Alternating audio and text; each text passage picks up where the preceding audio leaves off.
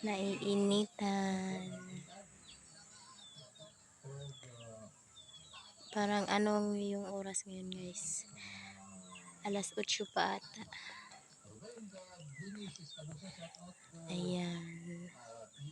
So mamaya mag-repat ng aking feed eyes.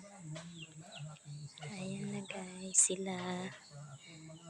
Naiinitan lalo na yung nakahangin ko, and yung nasa gilid na mga succulents ko na nasa white pot, naiinitan na din sila.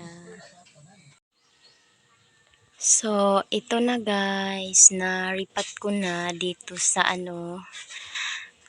ito guys na yung na-crack yung niya ilalim, kaya na lang dito ko na lang siya tinanim itong feed eyes, and hindi ko na pala ito pinaghiwalay guys kasi makakahinga naman sila kasi malaki tong na to. And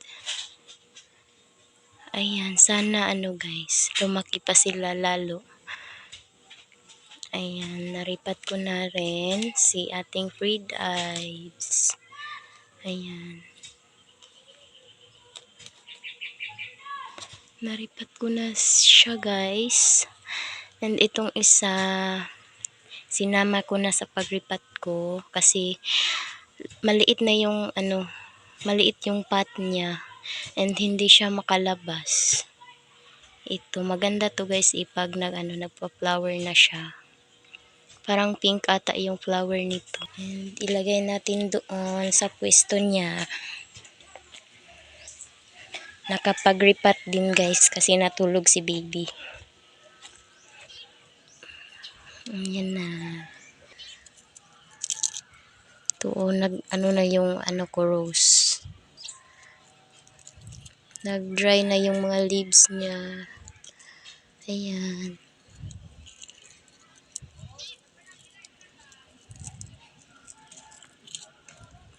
And gusto ko rin tong paramihin itong aking rose. Kasi maganda to guys. Siyempre may tayo dito na tinanim ko itong pinya. Ayan. Tinanim ko siya. Sa sobrang init guys, pati itong pinya. Ayan nag-red na. Nag-red na siya. Ayan. Silip sa aking makukulay na si Adolphi ba to guys, and banana ang aking